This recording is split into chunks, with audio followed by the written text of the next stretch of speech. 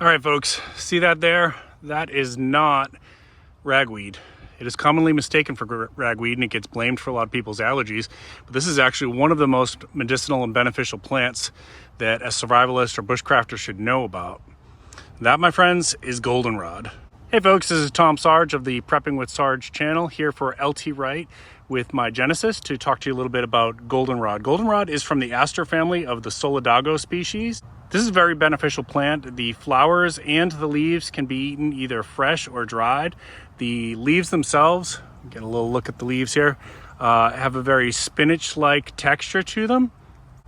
And the flowers can be used as a garnish or ground up or used as a tea. Lots of different ways you can eat this. Why is goldenrod so beneficial? Well, it strengthens your blood vessels.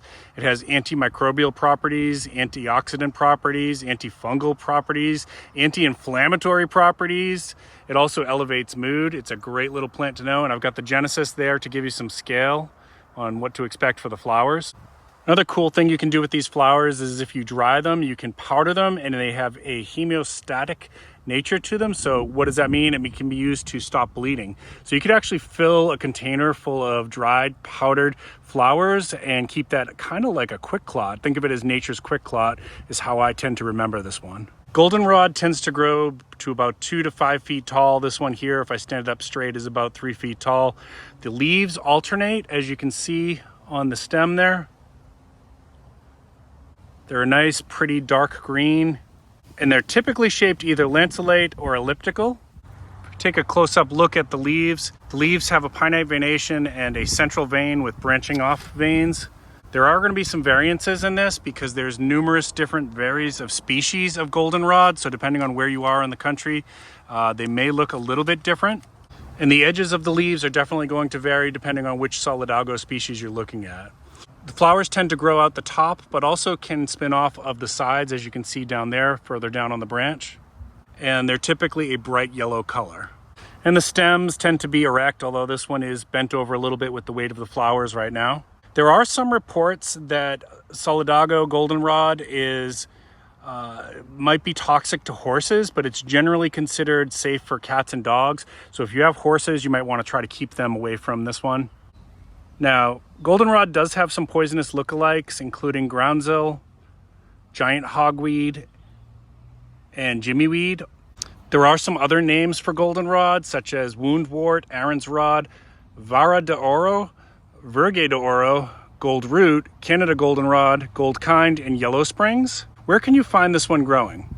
Well, goldenrod tends to grow all across the United States, though it's slightly harder to find in Washington, Oregon, Idaho, Nevada, Utah, and Wyoming. It tends to prefer grasslands, savannas, fields, and roadsides. And in my experience, it tends to like drier soils.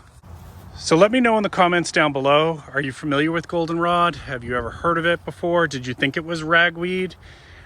Were you familiar with its medicinal properties and edible properties?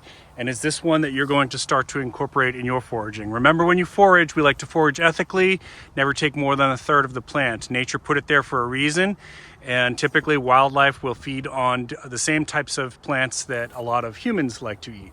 This is goldenrod, goes by numerous other names, and there's numerous variations of this depending on where you live, but it's available in most of the United States, parts of Europe, parts of Canada, and parts of Mexico. Hey folks, this is Tom Sarge for LT Wright Knives. If you got anything value out of this, please consider giving me the thumbs up. And don't forget to subscribe to LT Wright Knives official channel. Keep planting your seeds, keep stacking your silver. This is Prepping with Sarge.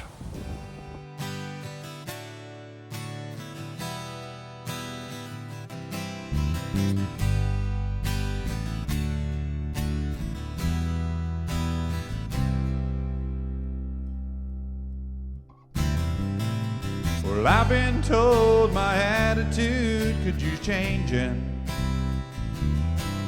and my lifestyle